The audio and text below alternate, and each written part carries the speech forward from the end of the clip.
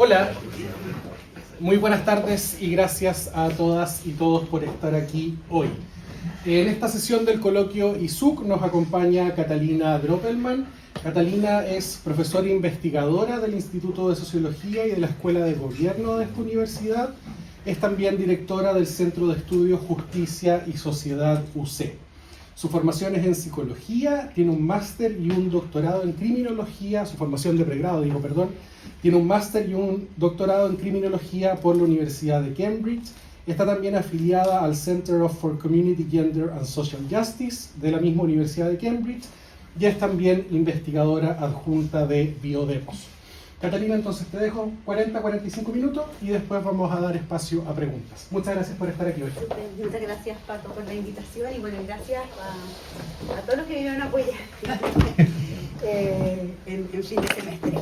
Bueno, la idea de la presentación es dar cuenta de una agenda de investigación que yo he venido desarrollando aproximadamente como desde el año 2014, o sea, una agenda de investigación bien antigua que ha tenido idas y vueltas en la que he podido explorar un tema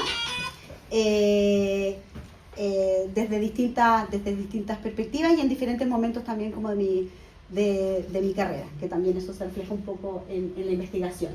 Entonces, no es fácil para mí ponerlo en perspectiva y en conjunto todo esto porque en general esto da cuenta de publicaciones o estudios distintos. Entonces, bueno, igual fue buena idea a mí que se me ocurriera este título porque me permitió también hacer el análisis de mirar un poco todos los hallazgos de las distintas investigaciones y este es un esfuerzo en el fondo como por decir, bueno, qué es lo que hemos aprendido a lo largo de todos estos años de investigación en este tema específico, que les voy a contar un poco ahora de lo que se trata. Bueno, hay varios acá que han sido alumnos, estudiantes o que trabajan en justicia y sociedad, entonces más o menos conocen, pero veo también que hay otros que no.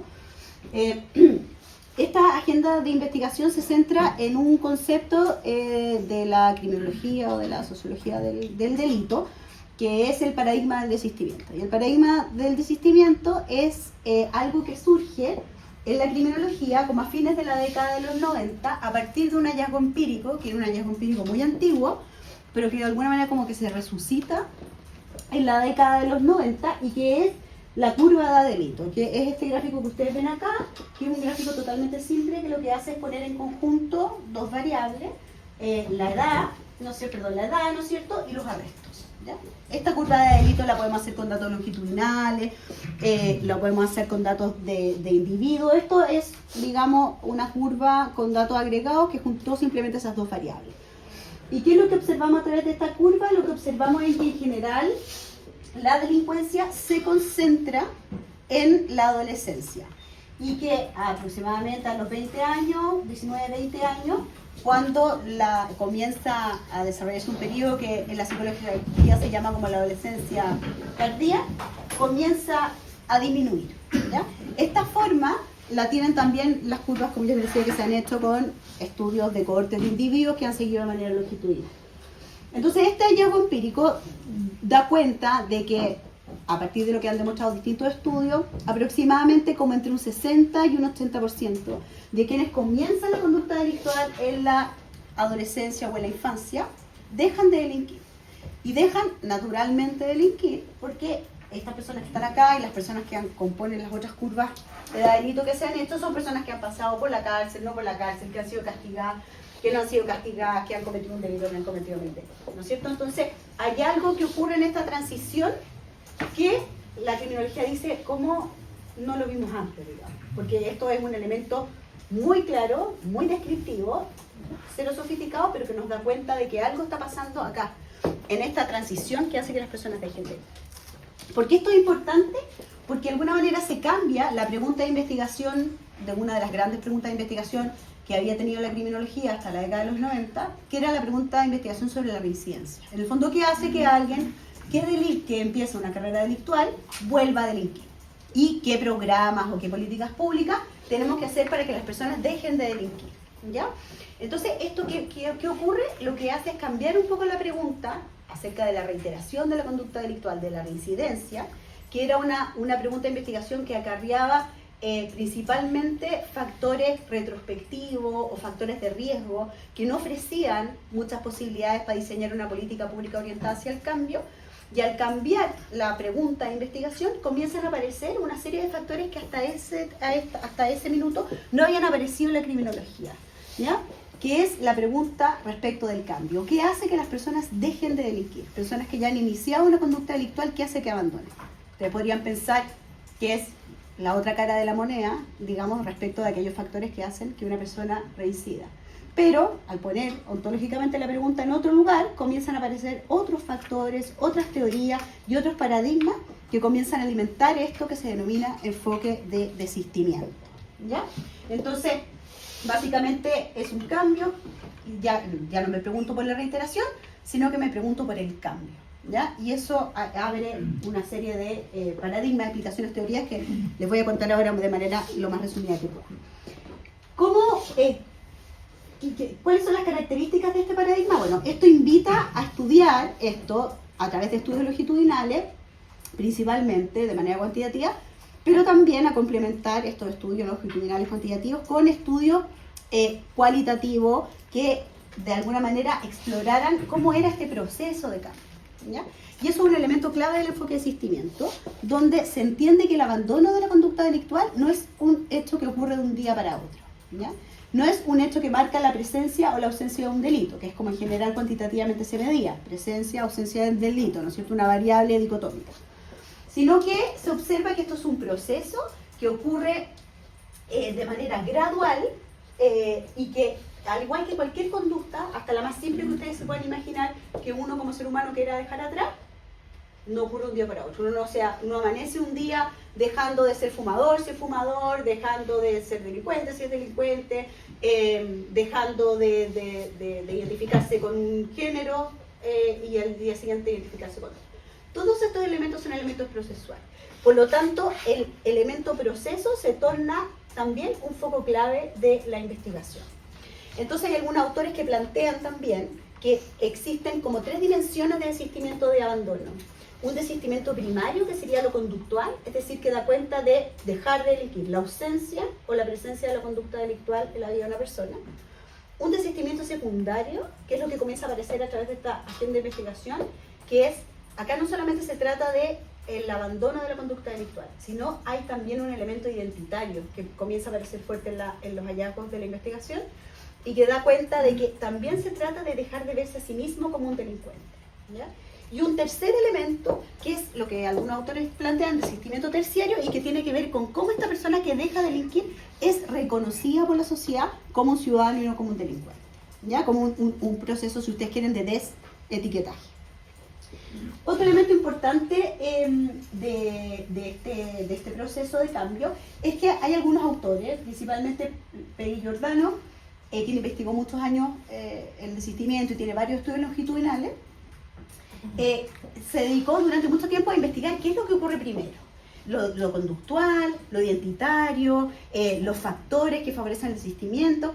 Bueno, y finalmente, como al final de su carrera, dijo, en realidad es tan difícil desenmarañar, por muy buenos datos longitudinales que tenga, qué ocurre primero, que en realidad ella plantea que es un proceso interactivo donde ocurren una serie de procesos de cambio y que ella, tras 40 años de investigación, nunca pudo establecer qué pasaba de nuevo primero y qué pasaba después, y bueno, y finalmente también empezó a parecer irrelevante de establecer este orden causal. Entonces, básicamente este proceso de abandono incorpora una apertura al cambio, es decir, las personas comienzan a ver la vida un poco de manera distinta o imaginarse la vida sin el delito. Esto hace que las personas estén abiertas a las oportunidades para el cambio. Y esto es un elemento clave de este paradigma, porque muchas veces la política pública se piensa como: yo te doy una oportunidad, te doy un trabajo, te escolarizo, te doy un subsidio cuando sales de la cárcel y tienes que dejar de delinquir. Pero ¿qué ocurre?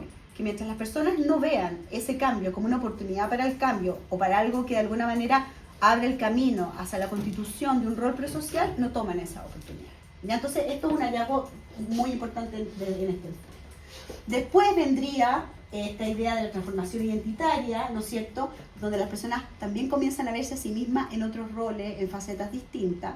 La identidad delictual ya no comienza a ser la única identidad disponible, y después comienzan a adscribir cambios distintos de los significados que ellos tienen en las conductas delictuales y en la conducta prosocial. Bueno, y esto en el fondo va iterando hasta que las personas ya alcanzan, en el fondo, si es que lo logran, un pleno abandono de la conducta delictual.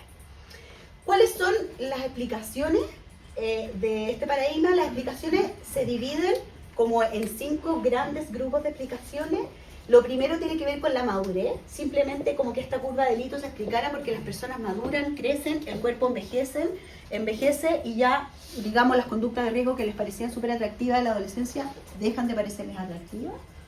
Hay todo un elemento de desarrollo neurocognitivo que tiene que ver con el desarrollo cerebral. Hay una serie de procesos de mielinización de la corteza prefrontal, que es la que regula las funciones ejecutivas, que son el pensamiento dirigido a meta, el autocontrol, la orientación hacia el futuro. Bueno, todo eso mejora.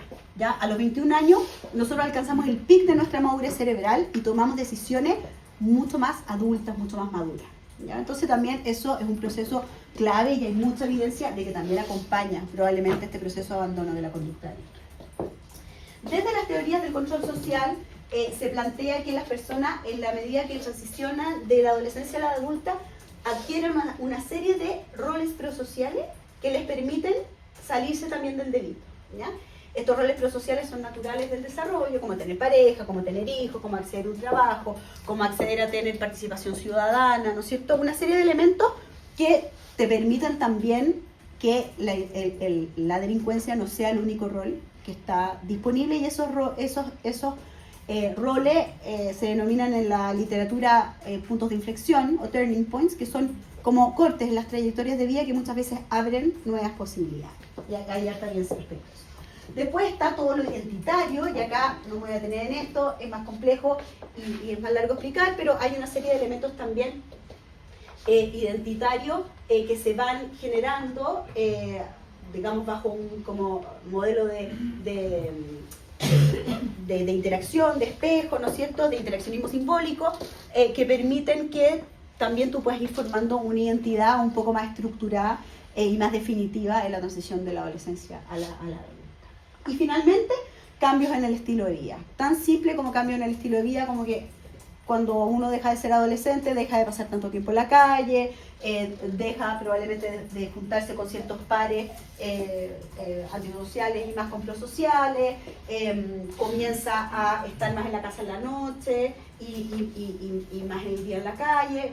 Elementos de tener actividades un poco más estructuradas, que es propio también de la transición de la adolescencia a la adultez. ¿Ya? Esas son un poco las explicaciones en general. Cada una de estas tiene teorías, subexplicaciones, miles de investigaciones, ¿ya? Pero es como para que se pueda hacer un panorama general. Bueno, en base entonces a este enfoque, ¿qué es la investigación que yo he hecho? Bueno, primero, contarles que la investigación en esto es súper desafiante porque tiene varios desafíos metodológicos. Yo acá les pongo 3 que han sido por lo menos clave para mí pensarlo, irlos mejorando a lo largo de la investigación. Lo primero es el desafío metodológico, que implica estudiar un proceso, ¿no es cierto? Al estudiar un proceso, obviamente tienes que hacer estudio longitudinal, ¿ya? ¿Por qué? Porque estos temas, digamos, quedan muy cortos cuando los estudias de manera transversal. Y cuando se estudios retrospectivos, como son una serie de elementos vinculados a la identidad, a la experiencia de vida, a los roles, hay un sesgo de resignificación tremendamente importante. ¿Por qué? Porque los seres humanos tratamos de que nuestras narrativas, nuestras historias de vida sean consistentes, ¿ya? Y que de alguna manera la persona que uno es hoy sea producto de todo lo que uno hizo, de todo lo que uno fue, ¿ya? Y eso es propio de los seres humanos y propio como de la consistencia y de la salud psíquica que buscamos las personas. Entonces, obviamente el mejor diseño para estudiar esto es un diseño longitudinal prospectivo.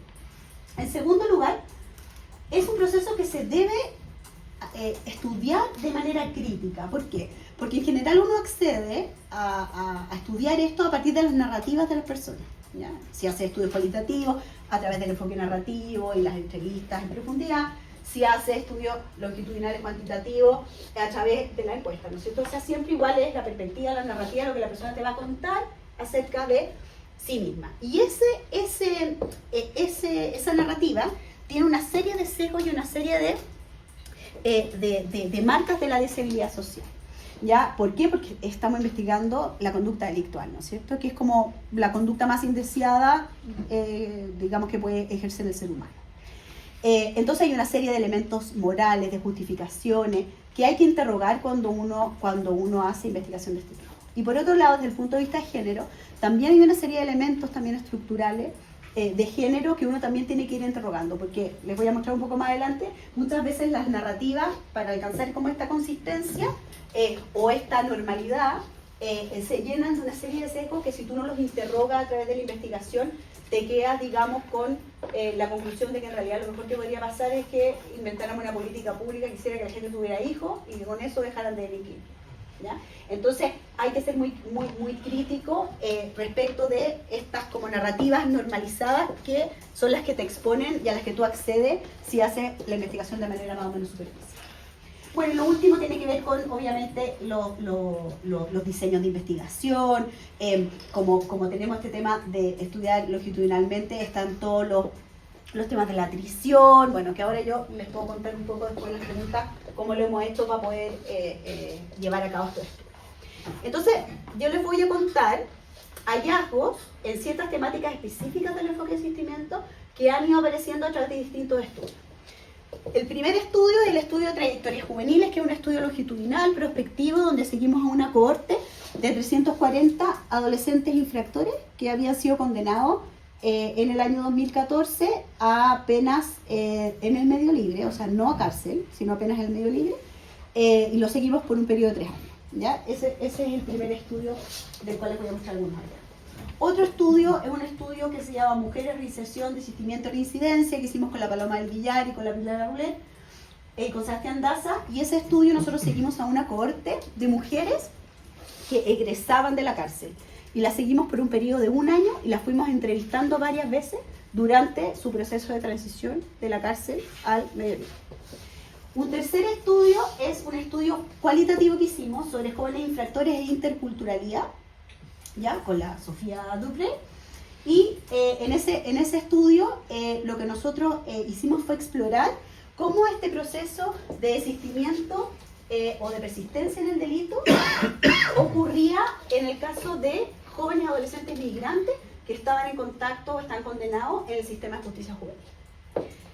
Este estudio es un estudio que yo estoy haciendo ahora, que mi Fondesit, y que se llama narcodesistimiento, porque básicamente es estudiar los procesos de desistimiento en personas que han sido condenadas por delitos de ley de droga. En el fondo, traficantes, microtraficantes y traficantes de droga.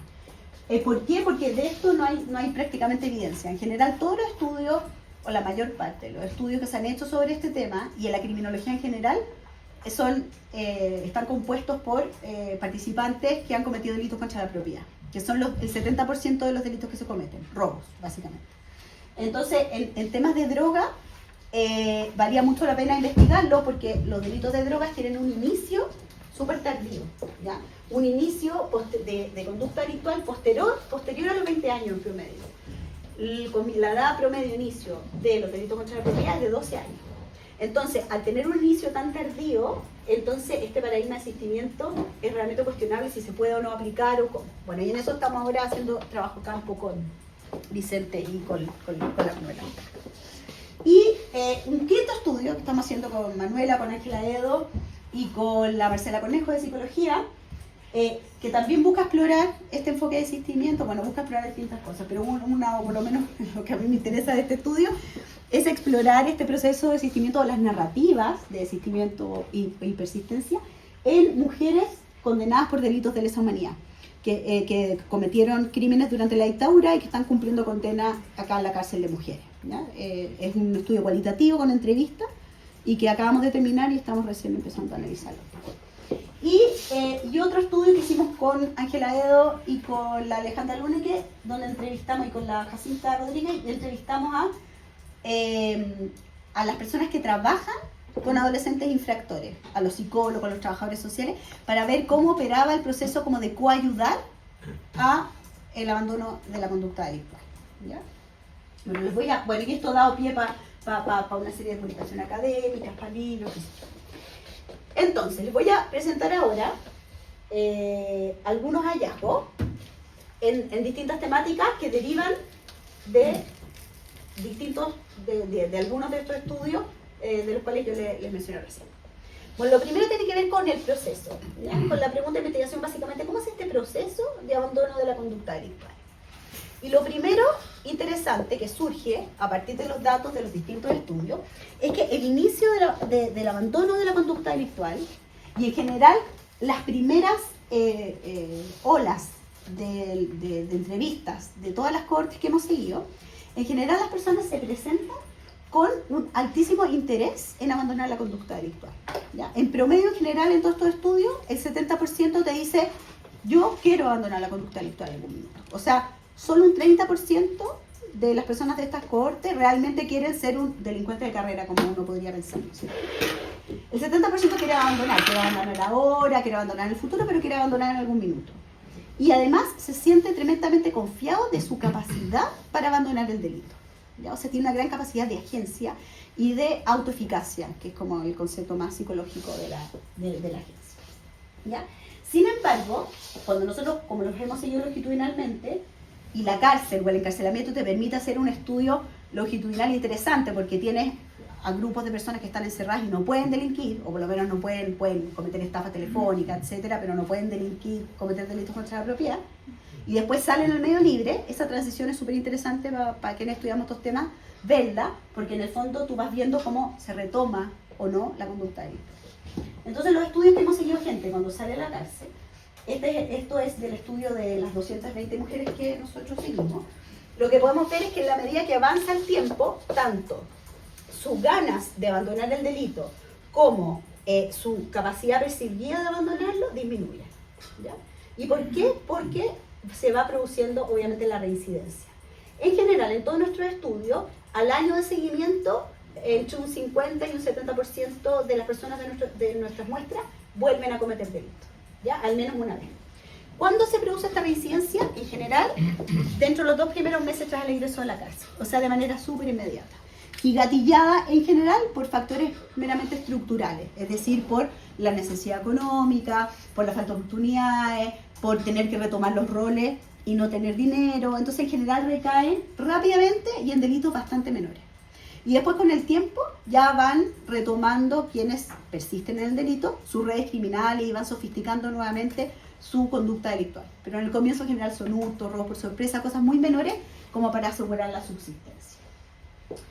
Además del fondo de establecer o de investigar un poco esta idea de cómo se va produciendo, cómo se va manteniendo este interés por el cambio a lo largo del tiempo, otro elemento interesante que surge a partir de esta perspectiva tiene que ver con que cuando tú estás estudiando la reincidencia, tú ocupas una variable dicotómica, o ciencia o presencia del delito.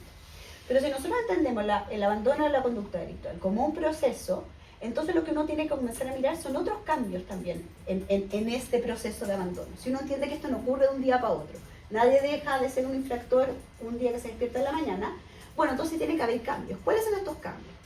Entonces siempre la investigación en general se orienta a cambios más actitudinales, identitarios o en roles. Pero ¿qué ocurre con la conducta delictual? Bueno, y acá, de manera interesante, lo que nosotros observamos, esto fue en el estudio de trayectorias de jóvenes, que en el que seguimos por 3 años, que del 60% que había persistido en el delito, ¿ya?, al año de seguimiento, el 36% había disminuido la frecuencia de los delitos que cometía y el 43% la severidad. Es decir, habían experimentado cambios cualitativos en su conducta delictual, lo cual podría dar para pensar que estaban en un proceso de advenimiento, del desistimiento, por lo menos en un proceso de cambio o disminución de su conducta delictual, ya un 40% en promedio. Entonces ahí lo que hicimos fue decir, bueno, focalicémonos en qué es lo que gatilla estos cambios, porque siempre hemos investigado qué es lo que gatilla o qué factores se correlacionan con la ausencia de delito. Pero qué es lo que se correlaciona con la disminución de la severidad, la disminución de la frecuencia. Y ahí comenzaron eso lo vimos Quanti, esto lo vimos Juaní, y en términos interesantes, todo lo que tenía que ver con la disminución de la severidad del delito se vinculaba a como experiencias complejas con la violencia que tenían en los adolescentes infractores, ¿ya? Es decir, cuando ellos se dan cuenta que su conducta delictual había ido demasiado lejos, cuando habían realmente generado daño en alguien, y eso generaba un proceso de que en la literatura de asistimiento se llama como cuando aparece el yo temido, es decir, como aquella persona en la que no quiero convertirme. Y cuando se instalaba esa pregunta en ellos, es decir, como mira lo que he hecho, mira lo violento que me he convertido, no quiero ser ese tipo de persona, eso gatillaba cambios súper importantes en la disminución de la severidad, ¿ya? Otro elemento interesante tenía que ver también con que la violencia, especialmente en los jóvenes más chicos, era obviamente una manera de ejercer control, ¿no es cierto?, de ejercer masculinidades, de ejercer poder y de ser reconocido también como un símbolo de estatus en sus poblaciones, entre sus pares. Y lo que ocurre es que también quienes disminuyen la severidad y están haciendo una transición a los 16, 17 años, lo que comienzan a ver es que existen otras formas también hegemónicas de ejercer la masculinidad, como por ejemplo ser un hombre proveedor, ser un joven ordenado, ser una buena pareja. Y esas formas más hegemónicas, que también son hegemónicas, digamos, de poder ejercer la masculinidad, comienzan a ser también mucho más reconocidos por sus pares, por sus parejas, por sus familias. Entonces, esas formas tan, digamos, primitivas de ejercer la masculinidad a través de la violencia, comienza como a perder también un significado en ellos y eso hace que también disminuya la severidad de los delitos. Y en términos de la frecuencia, un elemento interesante que pudimos observar es que la conducta delictual se puede dividir entre una conducta delictual que es expresiva, ¿no es cierto?, y una conducta delictual que es instrumental. Es decir, la conducta delictual expresiva es aquella conducta delictual que principalmente ejercen los jóvenes y que tiene que ver con lo que yo les decía, ejercer poder, ejercer control, pertenecer a algo, ¿no es cierto? Especialmente en entornos sociales donde tú no tienes ninguna capacidad de control sobre tu entorno, la conducta delictual se transforma en una manera de poder acceder a un cierto rol o reconocimiento, a un estatus, incluso a una movilidad social, ¿no es cierto? Entonces, la conducta delictual de la adolescencia es muy expresiva, ¿ya? Los jóvenes roban un auto, pero no roban un auto para ir, reducirlo y tener plata. Los jóvenes roban para ir en ese auto, pasearse por su población y que todos lo vean, ese auto. Los jóvenes no van y roban en una tienda. Los jóvenes lo que hacen es robar, reducir lo que roban, ir con esa plata al mall y ejercer el acto de consumo, ¿ya? Y eso es, digamos, presente en todos los jóvenes. Es decir, ir y que el guardia del mall te vea que tú no viniste a robar, que tú viniste a comprar. Es decir, el acto de consumo, que también es un proceso obviamente como de inclusión y de movilidad social, ¿ya? Y la disminución de la frecuencia está muy asociada a los jóvenes a cuando ellos perciben que transicionan de una delincuencia expresiva a una instrumental. Es decir, ya no cometen delitos para demostrar como un acto más performativo, sino que lo que hacen es empezar a cometer delitos más por necesidad, ¿ya? En palabras de ellos, es decir, cuando realmente lo necesitas, cuando no tienes otra opción, cuando estás sin trabajo, y con eso comienza a disminuir la frecuencia. Y la conducta delictual cada vez se comienza a transformar en un acto mucho más esporádico, que tiene que ver más con la subsistencia que con esta búsqueda de expresión o de reificación del elemento. Bueno, en cuanto a los factores asociados, que son estos factores que ustedes ven acá, que corresponden a los diferentes como enfoques teóricos, con el estudio también de jóvenes infractores, hicimos análisis cuantitativo y operacionalizamos la variable de desistimiento de dos maneras. Una primera operacionalización fue observar la ausencia de conductas delictivas autorreportadas en los últimos 12 meses y cross-chequeada con antecedentes judiciales que nos dio la Defensoría y el Ministerio Público. Entonces, en el fondo con eso limpiamos y construimos una variable que era ausencia o presencia de delito, 0,1, en un año de seguimiento, ¿ya? Y otro, que le llamé desistimiento intencional, que era simplemente la respuesta frente a la pregunta: ¿has abandonado completamente el delito durante el último año? Independiente de los registros objetivos. Entonces era una cosa lo que declaraba y otra cosa era lo que realmente nosotros sabíamos que había ocurrido.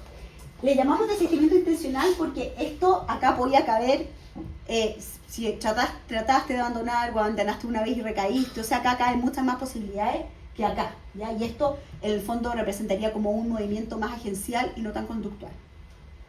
Bueno, ¿qué fue lo que observamos? Bueno, básicamente que desde la perspectiva del control social, las variables que están correlacionadas con el abandono de la conducta delictual era vivir con padres que no delinquían, estar ocupado, y estar ocupado en cualquier cosa, o sea, probamos distintas variables, pero no era necesariamente el trabajo, no era necesariamente en la escuela, no, era al menos una actividad que fuese estructurada, ya en el fondo se correlacionaba con nuestra variable dependiente. Las actividades rutinarias del estereodía, menor cantidad de actividades desestructuradas, es decir, los jóvenes que pasaban menos tiempo en la calle, en los moles, en la disco, parados en la esquina, esos jóvenes eran los que tenían más probabilidad de abandonar el delito.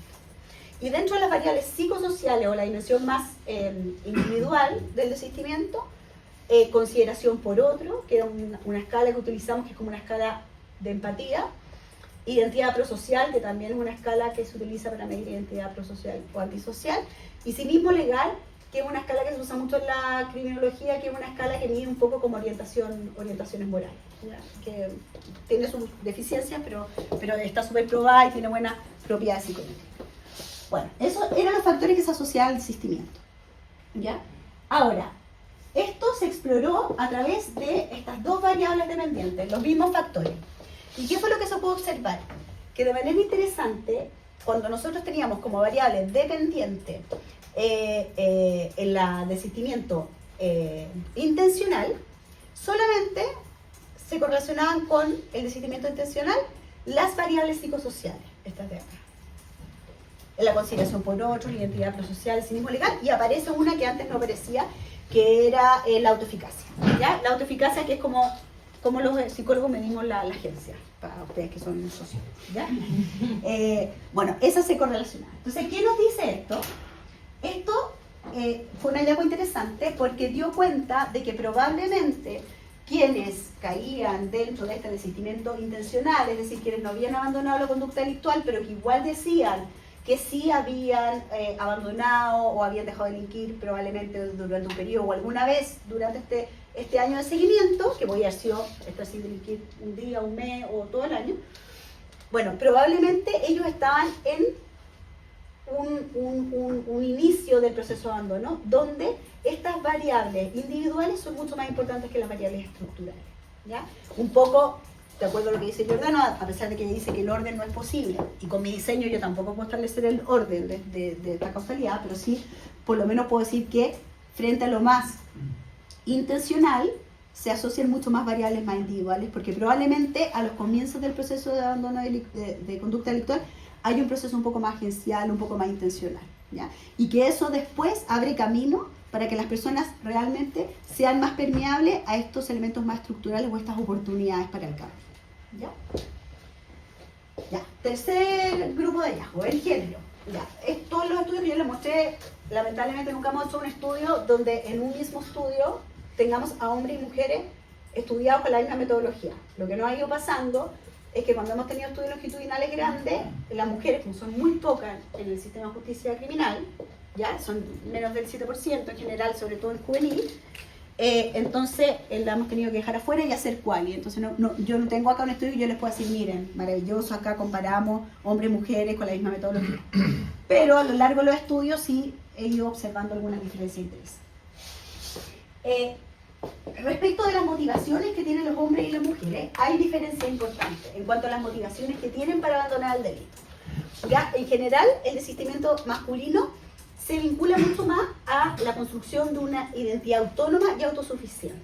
¿Ya? Es decir, a ser un hombre de bien.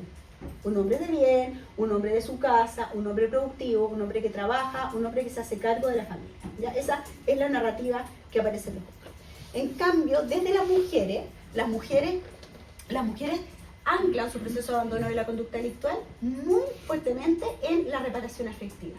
En la reparación de todos aquellos vínculos afectivos que se rompieron mientras estaba cometiendo delitos. Los abandonados que tuvo a mi hijo mientras estuve privada de libertad, lo loca que fui mientras estaba todo el día en la calle consumiendo droga y robando, ¿no es cierto? Todos esos elementos que implican como una falla a como concepto de feminidad normativa, las mujeres lo tratan de reparar a través de su proceso de desistimiento.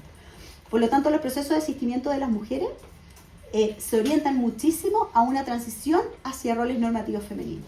Sobre todo estas mujeres te dicen, no, mira, yo cuando dejé de delinquir me transformé, esto en palabras de ella, en una mujer tranquila, de la casa, menos flight, menos loca. y me dediqué a los hijos, y me dediqué al cuidado de la casa, y me dediqué al cuidado del otro. En el fondo, en términos como Carol Gilligan, procesos profundamente anclados en la ética del cuidado. Cuidar a otro, ser para otro. En el caso de los hombres, este proceso era mucho más individual, mucho más centrado en yo ser el hombre que quiero ser. Es decir, tenía una orientación mucho más hacia mi propio futuro que hacia la respuesta frente a los demás, que era el caso de las mujeres. Las mujeres presentan también trayectorias mucho más marcadas. Bueno, acá pueden ver como las causas de las mujeres y las causas de las mujeres. Si tú le preguntas por qué quiere dejar de delinquir, en el caso de las mujeres, las primeras cosas que ellas declaran, lo más importante, ellas declaran siempre por otros, para recuperar mis relaciones, etc. En el caso de los hombres siempre es porque no quiero caer preso, porque tengo temor a que me detengan los pacos, porque quiero otra vida, ¿no es cierto? Pero en el caso de las mujeres, por mis hijos, para recuperar a mis hijos, para recuperar a mi familia.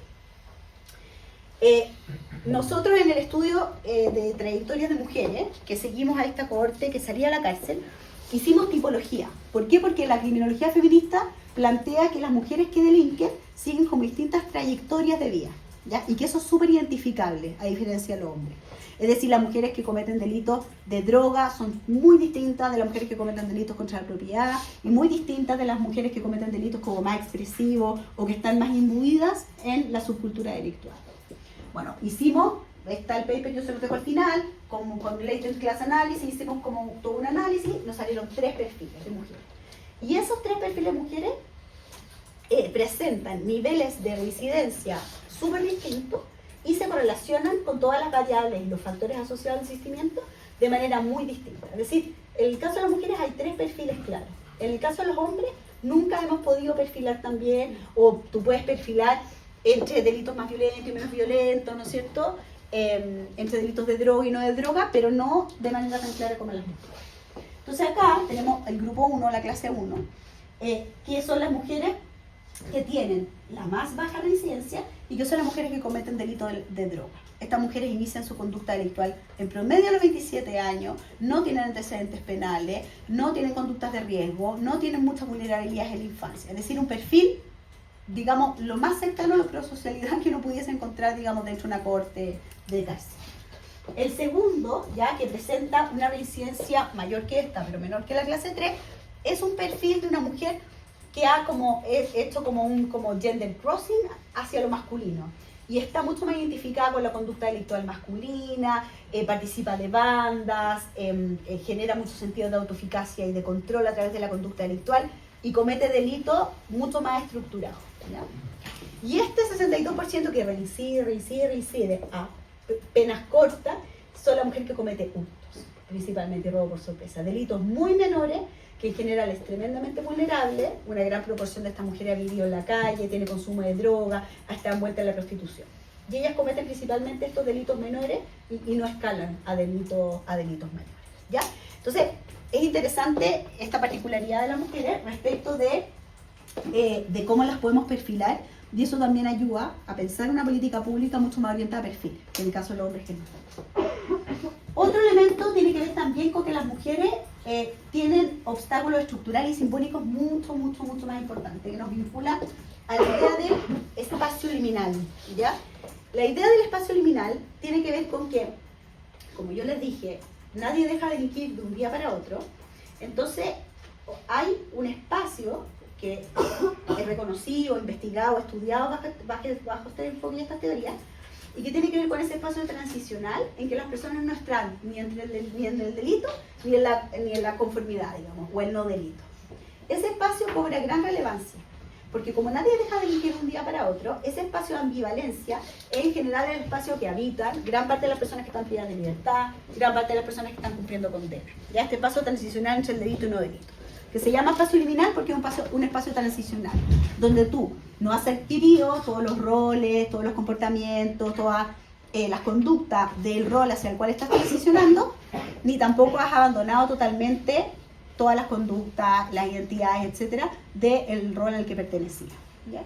Ese espacio liminal para los hombres es muy fácil de habitar porque les permite hacer una transición muy matizada, ¿ya? ¿Por qué es importante esta transición matizada? Porque dejar el delito atrás a uno digamos, desde nuestro enfoque de la normalidad y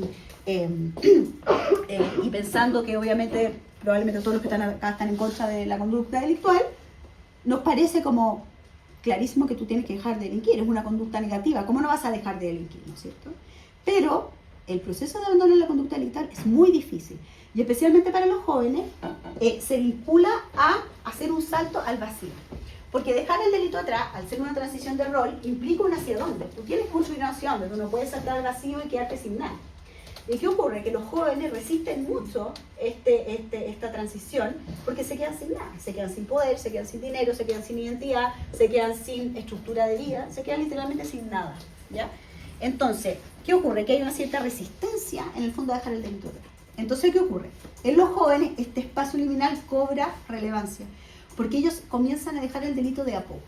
Y eso les permite hacer un duelo, les permite acomodarse, les permite entender el mundo convencional y cómo funciona. ¿Ya? Entonces, por ejemplo, dejan de robar, pero le manejan al que roba. O dejan de robar y trabajan en un bar clandestino. O mueven un poco de droga. En el fondo, existen en este gris entre el delito y el no delito durante un tiempo, hasta que son capaces realmente de cimentar algo en el mundo convencional. En el caso de las mujeres, esta transición es súper abrupta. Las mujeres se ven a sí mismas en un lado y en otro. ¿Ya? Esto son narrativas, palabras de la propia entrevista. Y ellas se ven en una dualidad entre cuidar de sí mismas, su autonomía, o cuidar de otros con pasión, ¿ya? Que es como, en el fondo, la dualidad que plantea en su teoría de desarrollo moral Carolina.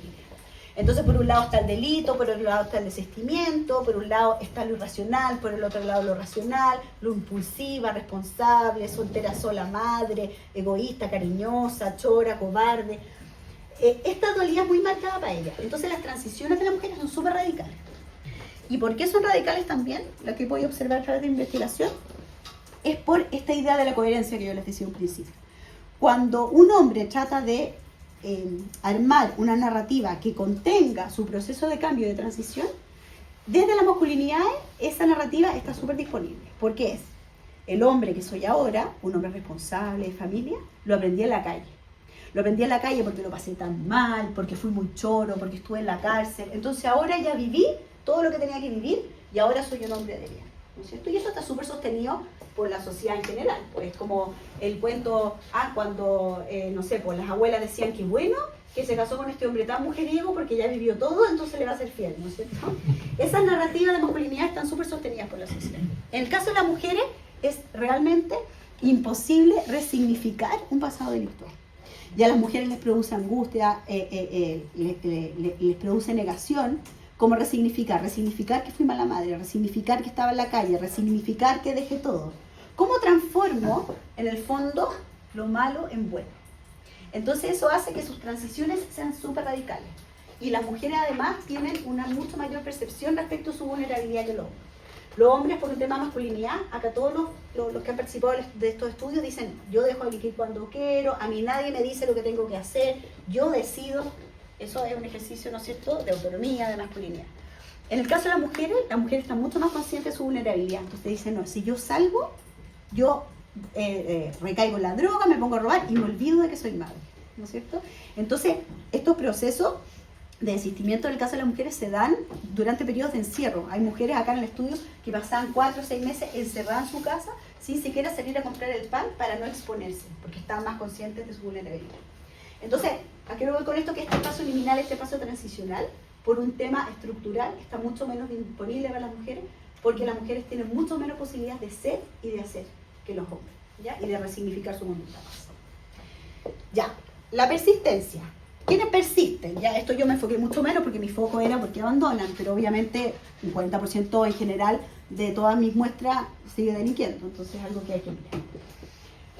Un elemento que aparece principalmente en los jóvenes tiene que ver con la persistencia como una manera de pertenecer y ser parte de la sociedad de consumo, ¿ya? Si tú le preguntas a los jóvenes del estudio cuando les preguntábamos ¿qué es lo que tú quieres ser en el futuro? Yo preguntaba por ser porque como parte de mi investigación busca explorar el proceso identitario, era muy importante preguntar cómo por el ser, Y todos estos jóvenes te respondían desde el tener. Nadie te decía quiero ser esto, quiero ser lo otro, no. Quiero tener mi casa, quiero tener mi refrigerador, quiero tener mi auto, quiero tener de todo nomás y tener una vida normal. Es decir, la normalidad para los jóvenes estaba vinculada a poder acceder a bienes de consumo y poder tener lo propio, para que sus hijos no pasaran por lo que ellos pasaron. Entonces, de alguna manera, la persistencia en el delito, el persistir en el delito, que muchas veces desde la criminología positivista o mainstream es interpretado como una falencia, es un movimiento agencial también. Es un movimiento agencial, es un movimiento que tiene un propósito. No es solamente una falla, digamos, dentro de la trayectoria de la vida, sino también hay elementos agenciales que buscan también una posible integración. ¿Ya? Porque no hay otros roles disponibles, no hay otras maneras de integrarse, ni menos en esa etapa transicional en que no eres ni adulto ni joven. En el caso de las mujeres, harta persistencia vinculada a resistir como la presión patriarcal. O sea, estas mujeres, cuando tú les preguntabas cómo te sentías cuando robabas, cuando delinquías, y todas te dicen que se sentían autoeficaces, que por primera vez en su vida fueron capaces de ser buenas en algo, de tener metas concretas y cumplirlas, que se sintieron poderosas. Es decir, dentro de su narrativa y sus trayectorias de vida, los únicos episodios donde ellas se habían sentido buenas en algo era a través de la conducta delictual, y muchas de ellas habían adquirido independencia económica que les permitía muchas veces también desvincularse de pareja o de familia de las cuales se querían desvincular porque había, digamos, altísimos niveles de violencia. Otro elemento tiene que ver con el apego emocional, que eso ya se los conté, esta idea del duelo de dejar el delito atrás, que es un elemento importante de reconocer. La autoprotección era otro factor interesante que apareció. Como esto lo hemos ido estudiando longitudinalmente, veíamos muchos casos que habían abandonado la conducta delictual y que llevaban procesos de 1 o 2 años súper exitosos de reinserción y que de repente recaían. Y recaían en el delito con todo, en la droga, en todo, y partían de cero, digamos.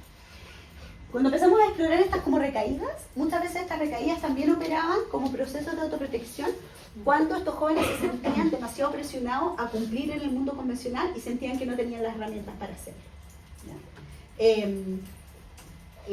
Para los jóvenes validarse, por ejemplo, sobre todo los que volvían a estudiar, validarse en esos espacios era muy complejo. Tenían que cambiar su forma de hablar, de vestirse, sus rutinas, sus pares, la manera en que carreteaban, absolutamente todo. Entonces muchas veces también estas recaídas eran parte como de un proceso de autoprotección en términos de decir como, pucha, mejor sigo haciendo lo que siempre he hecho y sé hacer en vez de exponerme a fallar en el mundo convencional. ¿Ya? Y en el caso que estamos estudiando ahora de las mujeres que trafican droga, hay harto elemento vinculado al emprendimiento. Estas mujeres se ven a sí mismas como unas emprendedoras, ¿ya? De alguna manera, al vender drogas es algo que les permite cumplir con el rol convencional de género, de ser madre, de ir a dejar a su niño al colegio, ¿no es cierto?, de estar en la casa a los horarios que tienen que estar, pero de tener un ingreso económico.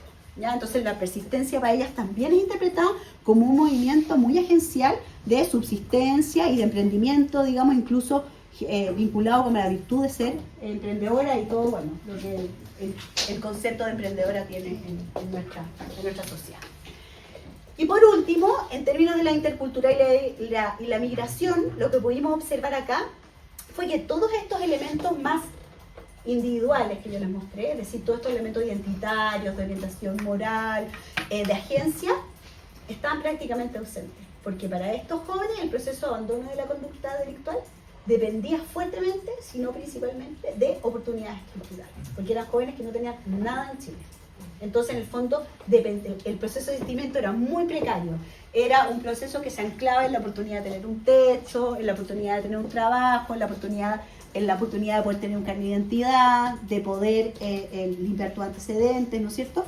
Entonces, todas estas otras variables más individuales que en los otros estudios habían aparecido como muy relevantes, en el caso de los jóvenes migrantes no aparecían, ¿ya?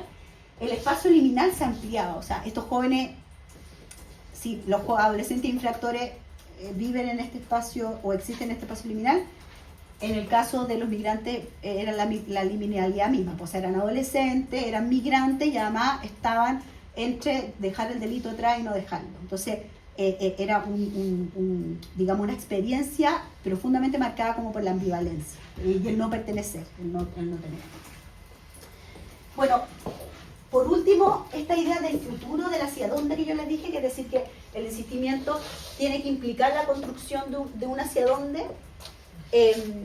Hay un autor, un profesor de la Universidad de Cambridge que trabaja en el enfoque de desistimiento de la ética de las virtudes, que es la ética aristotélica que habla básicamente no de que la moralidad se juega en definir o distinguir entre lo que está bien y lo que está mal, sino básicamente que opera a partir de la pregunta que tiene que ver con qué tipo de persona quiero llegar a ser o qué tipo de vida quiero llegar a tener. Y eso pasa por esta orientación a futuro, ya que es lo que sustentaría, de acuerdo a la teoría, el abandono de la conducta delictual en el largo plazo. Y ahí, en el caso de los jóvenes, lo que he podido observar es que tiene que ver con que los jóvenes no son capaces de tener esa orientación a futuro, por diferentes motivos, por la pobreza, porque la pobreza no te permite proyectarte al futuro, porque son jóvenes, entonces tampoco están muy interesados en el futuro, etc. Entonces los jóvenes instalan su pregunta respecto de qué tipo de persona quiero llegar a ser a partir de lo que no quieren llegar a ser, que la literatura se llama el feared self, o sea, como el yo temido. No tengo idea de lo que quiero ser, pero tengo súper claro que no quiero llegar a ser. No quiero llegar a ser como mi tío que enlace internacional y que se pasó 50 años preso, ¿no es cierto? Y desde ahí arman su proceso de transición. En el caso de las mujeres, ni siquiera se instala esa pregunta. La pregunta es cómo debo responder. ¿Cómo debo responder para poder reintegrarme a la sociedad? Y en el caso de los migrantes, ¿dónde? O sea, ni siquiera hay un dónde transicional. Y eso es lo más complejo. Y en eso estuvimos trabajando harto tiempo con los equipos de Sename, como para tratar de ver cómo se podía trabajar esto con los jóvenes migrantes, donde ni siquiera hay un hacia dónde posible de imaginar. Entonces, con Ángela Eo y con Lare Luneke, trabajamos harto esta idea de ya no estoy más en mi lugar y no tengo más lugar, ya que está derivada también de esta idea de las desigualdades múltiples, ¿no es cierto? Donde el delegado, que es en este caso el que acompaña a los jóvenes, debe de construir esta idea para lograr el desarrollo de una narrativa consistente que les permita a los jóvenes transicionar hacia un rol distinto de lo delictual. Bueno, entonces, por último, los desafíos y la agenda de investigación en que estoy ahora respecto de esto. Bueno, investigarlo en distintas poblaciones. Ya he investigado en hombres, en jóvenes, en mujeres, migrantes un poco, y Ángela Edo está ahora investigando en personas indígenas, en jóvenes en la Araucanía, ¿ya?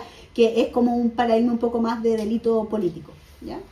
En términos como de tipos de delitos, ley de drogas, que es lo que yo estaba empezando a investigar ahora, de crimen organizado es un desafío, no hemos hecho nada, delitos de lesa humanidad estamos investigando, y bandas pandillas, que lo estamos investigando a partir del proceso como de reclutamiento de bandas, ¿ya?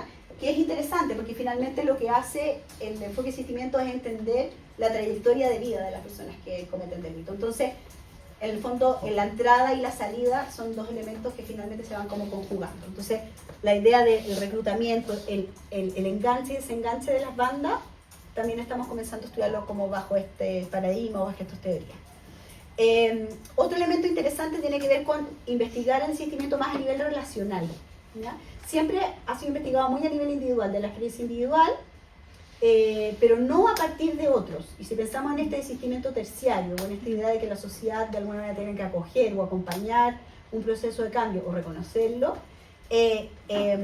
la relacional se torna muy importante. Entonces ahora también en el Fondo CIT estamos investigando diadas en términos de también investigar cómo van viendo longitudinalmente un proceso de desistimiento o persistencia, otro significativo de las personas que forman parte de nuestras cohortes. Un desafío tremendo es cómo esto implica o se traduce en política criminal más allá de la reinserción, ¿ya? Como que esto ha alimentado mucho el discurso y las políticas de reinserción, pero obviamente la idea es dar un paso más allá y ver cómo esto también comienza a implicarse en cómo se piensa la política criminal, el control del delito, el encarcelamiento, una serie de otros elementos, ¿ya? Y en términos de implicancias teóricas, bueno, hay harto campo del típico clásico debate, agencia-estructura, que acá se juega, digamos, muy bien, que este enfoque permite avanzar en temas de género y obviamente en temas también de trayectorias. Acá les dejo, después les mando con el pato los links a todos los, o algunos de los estudios y eso. Chao.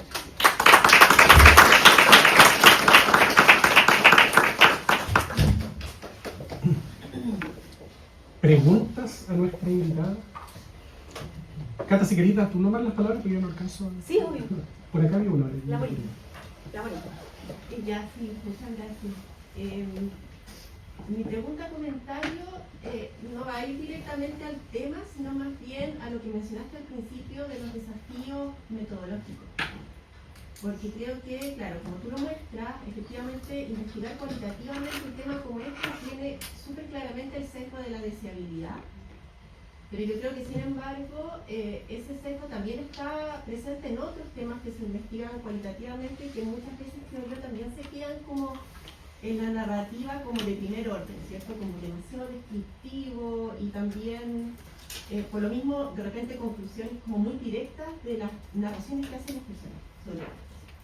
Entonces, mi pregunta es, ¿cómo esto puede abarcarse como del diseño de investigación? No simplemente de la interpretación, que bueno, alguien como tú tiene mucha experiencia en este tema y por lo tanto también está desarrollando una capacidad de interpretación crítica en el tiempo. Pero, ¿crees tú también que en términos de diseño, bueno, lo de ustedes es súper longitudinal, entonces también en ese sentido como que permite contextualizar mucho mejor la información y las narraciones, pero qué otras cosas como a nivel de diseño crees tú que ayudan a una investigación cualitativa más crítica? Sí, no, es súper interesante tu pregunta.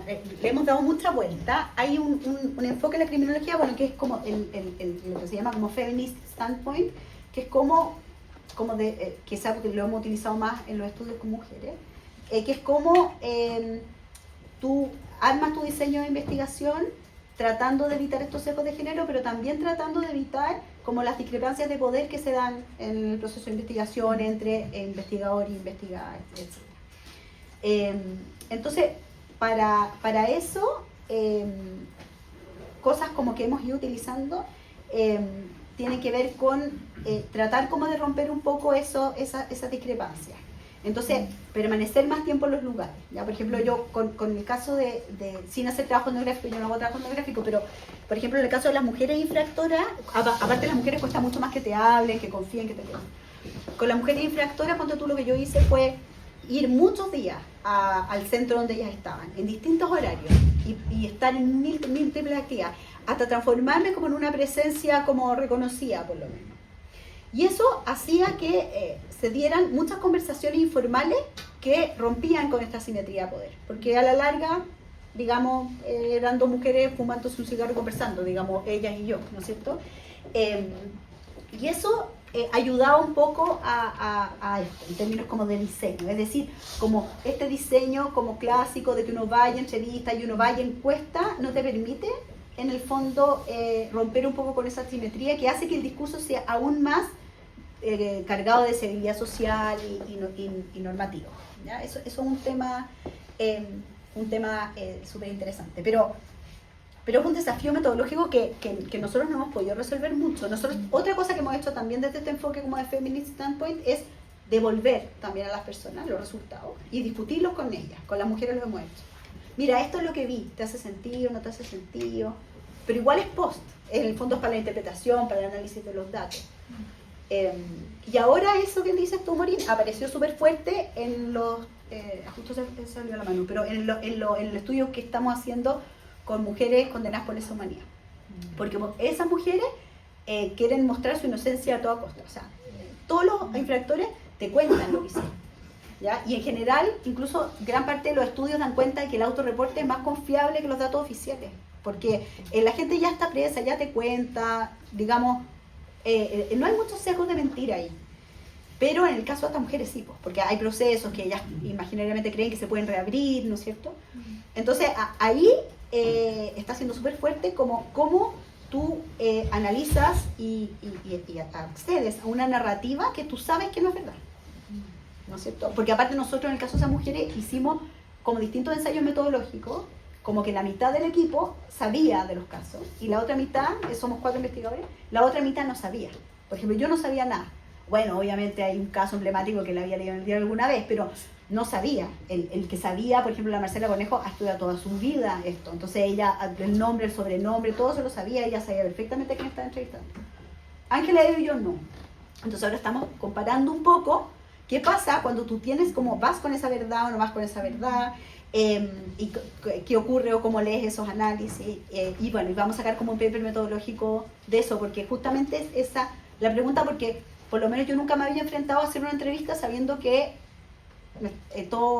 digamos, todo era mentira probablemente. Y cuando tú después vas a toda la información que hay respecto de esas mujeres, tú te das cuenta que en realidad sí, bueno, y también eso tenía que ver con, que es algo que estamos buscando en ese estudio, es como decir, bueno, yo igual voy a acceder a esto porque estoy estudiando sus trayectorias de vida, cómo hacen sentido del delito, del abandono o no abandono, pero sin establecer si es verdad o es mentira. Ese no es mi foco en mi investigación, no soy un PDI, digamos, para ir a ver si es que es verdad o es mentira. Pero igual como te abstraes de eso es súper difícil. Así que bueno, ahí cuando lo avancemos te podemos contar, pero sí, es un tema súper interesante. Olga y María.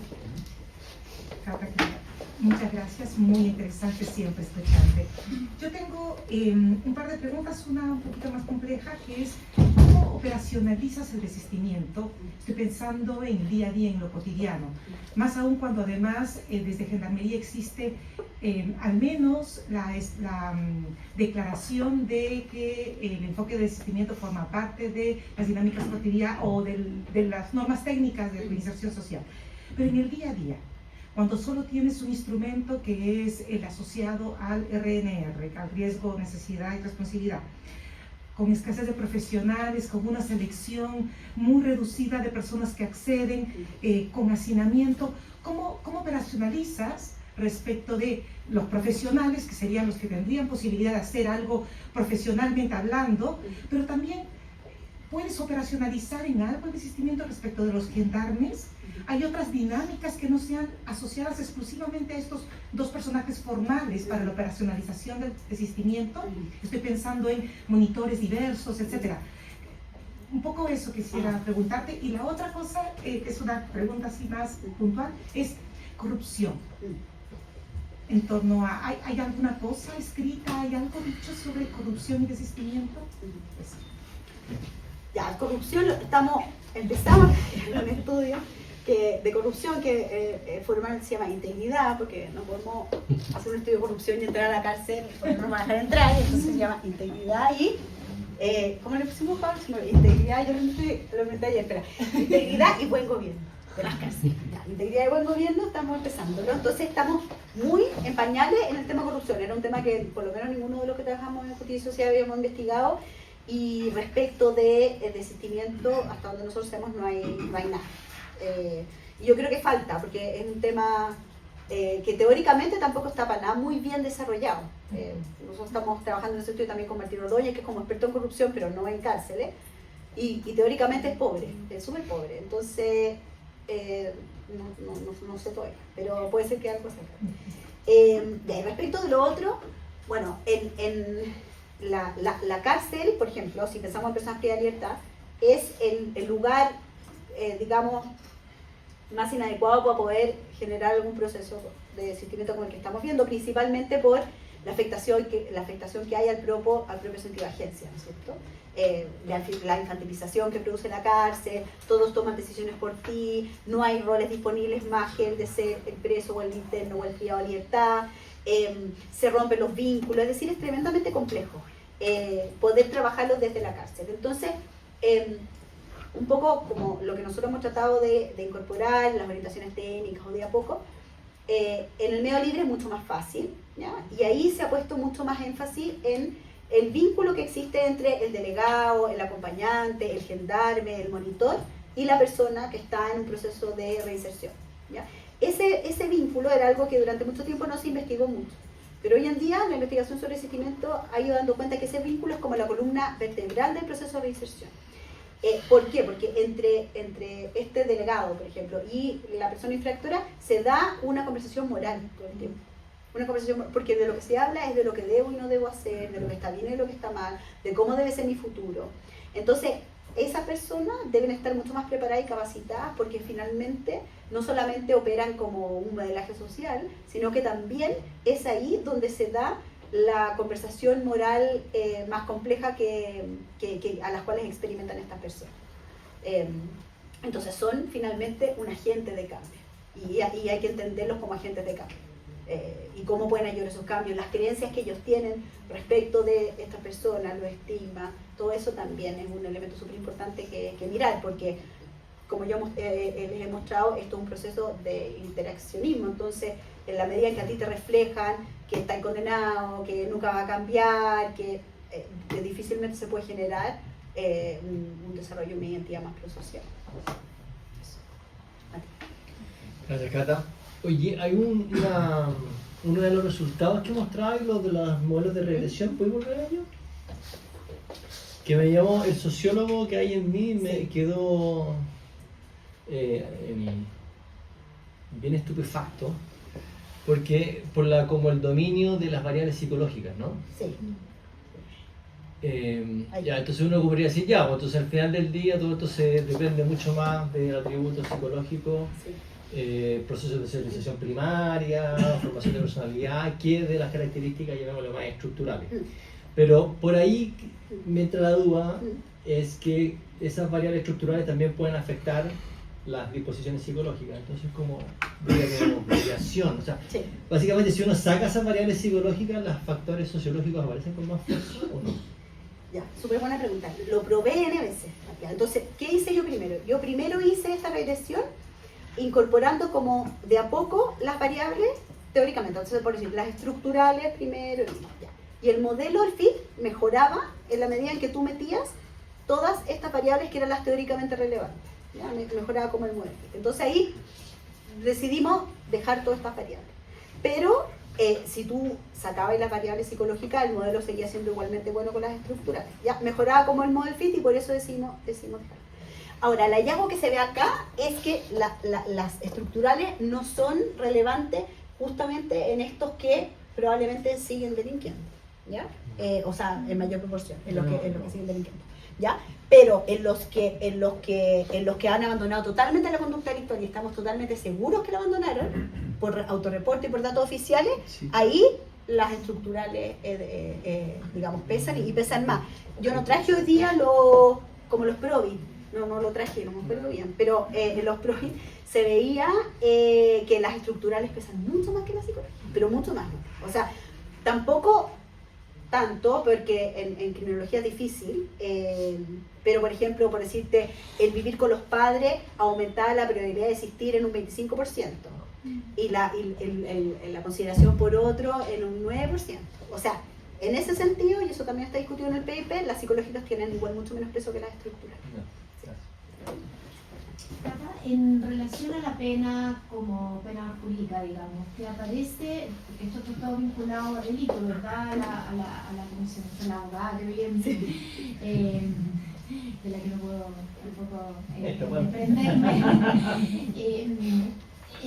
Si pensamos que en el fondo todas las personas que tú entrevistaste o seguiste habían sido condenadas, en ninguna parte del relato aparece como el efecto de la pena en cuanto a imposición, en cuanto a imposición de castigo, como cometí un delito, entonces hay una ley que me castiga y entonces me ponen una pena y esa pena es la que me hace de alguna manera tener conciencia. Sí, súper buena pregunta. Mira, aparece en general la pena como un shock, que genera como una disminución de la conducta delictual, pero por un periodo súper corto plazo. O sea, genera un shock, pero ese shock en general no se mantiene en el tiempo. Pero sí tiene un efecto de etiquetaje bien profundo, porque habían relatos, sobre todo mujeres, en que cuando exploramos los temas más identitarios, bueno, cómo te ves a ti misma, como delincuente, no delincuente, decían, bueno, no como delincuente, bueno, pero ¿por qué si me acabas de decir que llevas 3 años sin cometer delito, tuviste un hijo, estás trabajando, estás estudiando? Bueno, porque estoy todavía viniendo a firmar, los jóvenes en vez de decir cumplir condena dicen ir a firmar, porque tienen esta conciencia subnormativa del control, en realidad van a un centro de rehabilitación, porque sigo viniendo a firmar acá.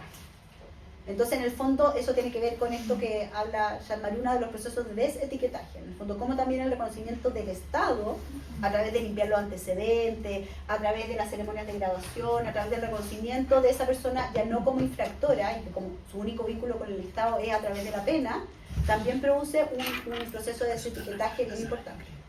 Y por eso plantean que todas estas ceremonias como simbólicas son interesantes, como estas ceremonias de graduación, como lo que hacían los tribunales de droga, donde el pueblo felicitaba. Gracias. ¿Estamos? Todo el grupo de acá ya como que conoce. No sé cómo viene, ¿no? Bien, muchísimas gracias Catalina por estar con nosotros hoy día.